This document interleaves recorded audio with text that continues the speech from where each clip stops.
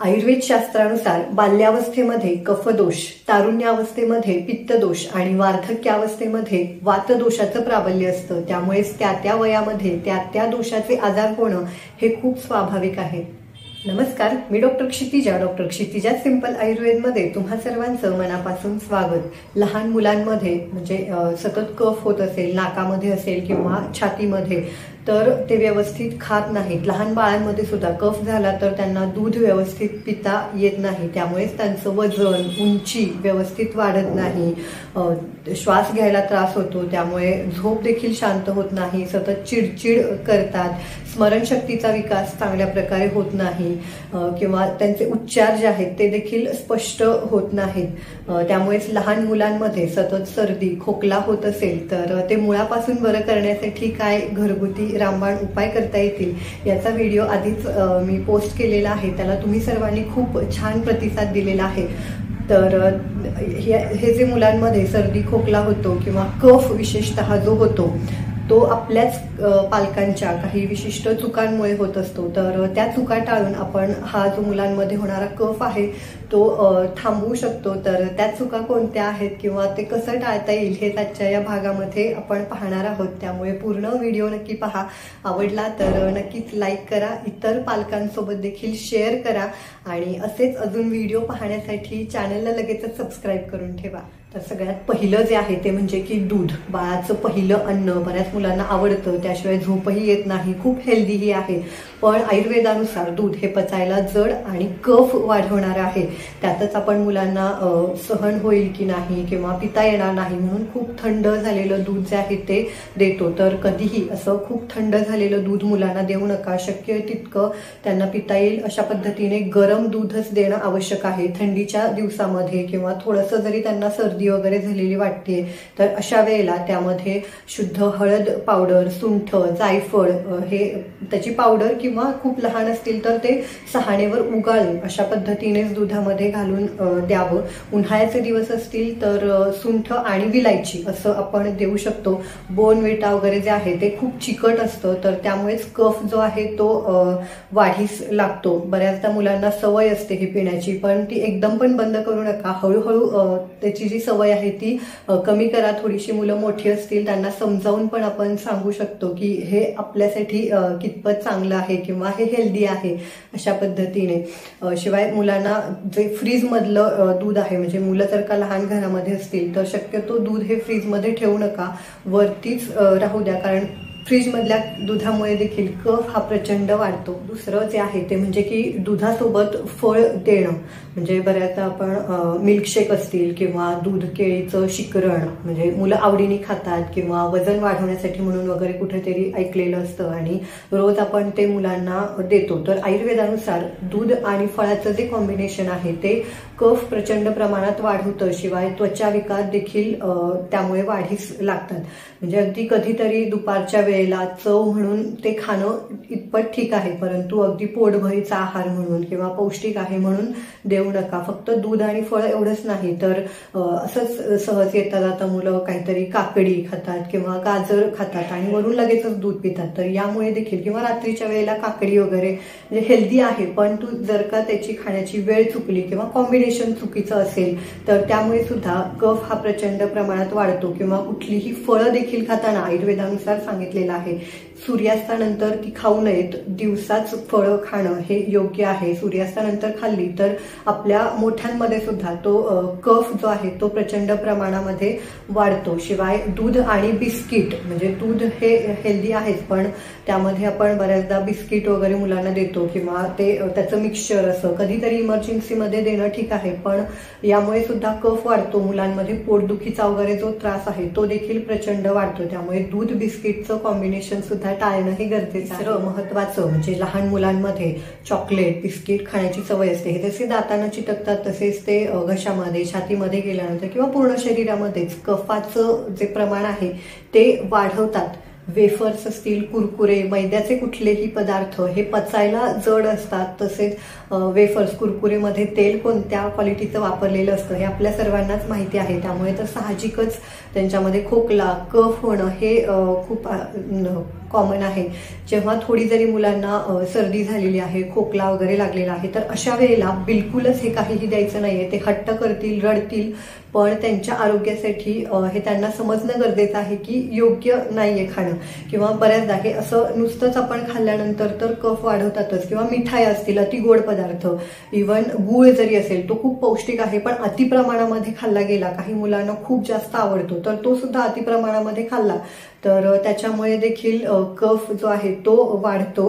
किंवा मिठाई, आपण अति गोड पदार्थ कुठलेही ते कफ वाढवणारेच आहेत.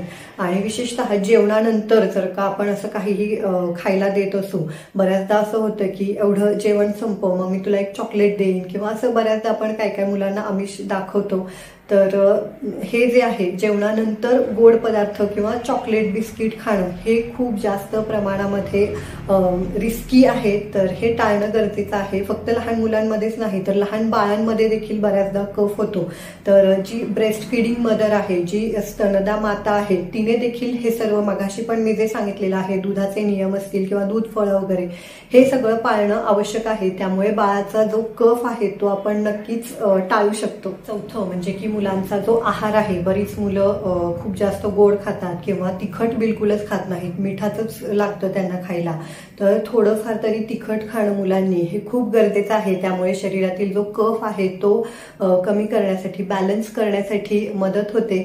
किंवा अति थंड पदार्थ, आईस्क्रीम सारखे, सॉफ्ट ड्रिंक्स वगैरे जे आहेत, तर हे रात्रीच्या वेळेला किंवा थंडीच्या दिवसामध्ये खाणं हे खूप जास्त शरीरासाठी योग्य नाही. फक्त उन्हाळ्यामध्ये किंवा कधीतरीच अगदी दुपारच्या वेळेला खूप चवीसाठी थोडेसे खाणं ठीक आहे. पण असं चुकीच्या पद्धतीने, थंडी आहे, खूप रात्र झालेली आहे, तरी पण आपण हे मुलांना देतोय. म्हणजे मुलं रडतात, हट्ट करतात त्या गोष्टीसाठी, पण त्यांच्यामध्ये हे रुजवणं की हे आत्ता मिळू शकत नाही. कारण पुढचे जे कॉम्प्लिकेशन्स आहेत ते त्यांच्या शरीरासाठी किंवा एकूणच पूर्ण ते आजारी पडले की आपलं देखील लाईफ डिस्टर्ब होतं, आपल्याला सुद्धा त्यांची खूप काळजी वाटेल, त्यांना त्रास होतो, अभ्यास बुडतो. या सगळ्या पुढच्या गोष्टी ज्या आहेत त्या टाळण्यासाठी हे आपल्याला, आपण 2-3 वेळा जर का त्यांना नाही म्हणून सांगितलं तर ते त्यांना नक्की पटतं. आणि त्यामुळे त्यांचं आरोग्य जे आहे ते कायम आपण व्यवस्थित ठेवू शकतो. सर्दी झालेली असते तर अशा वेळेला, किंवा ताप आलेला असताना सुद्धा मी असं बघते की बरीच पालकं, मुलं रडतायत, काहीच खात नाहीयेत, म्हणून त्यांना हे आईस्क्रीम असेल किंवा चॉकलेट वगैरे दिलं जातं. तर यामुळे ते थोड्या वेळापुरतं शांत बसतील, पण हे अशा आजारामध्ये देणं त्यांच्या शरीराच्या दृष्टीने अजिबातच चांगलं नाहीये. ते थोड्या वेळासाठी शांत बसतील, त्यांना थोड्या वेळासाठी बरं वाटेल, पण आजार जो आहे तो अजून जास्त वाढणार आहे. त्यामुळे आपण पालकांनी आधी हे मनाशी घट्ट करणं आणि मुलांमध्ये त्या चांगल्या सवयी रुजवणं हे मला वाटतं की खूप गरजेचं आहे. 5वं म्हणजे की बाहेर थंडी आहे किंवा मुलांना थोडीशी सर्दी झालेली आहे, गाडीवर कुठेतरी वाऱ्यामध्ये, प्रवासामध्ये आपण जाणार आहोत, तर अशा वेळेला आपल्याला कफ होणं हे साहजिक आहे. तर त्यापासून बचाव करण्यासाठी गरम कपडे वापरणं, कान नाक पॅक करणं हे खूप गरजेचं आहे. पण बऱ्याचदा मी पाहते की मुलं पांघरूणच घेत नाहीत. बरीच मुलं अशी आहेत किंवा अगदी छोटी छोटी बाळ सुद्धा आहेत की पांघरून टाकलं की अगदी लगेचच ते काढून टाकतात. तर अशा वेळेला गार वारं लागलं की त्यांना सर्दी होणं, कफ होणं हे खूप साहजिक आहे.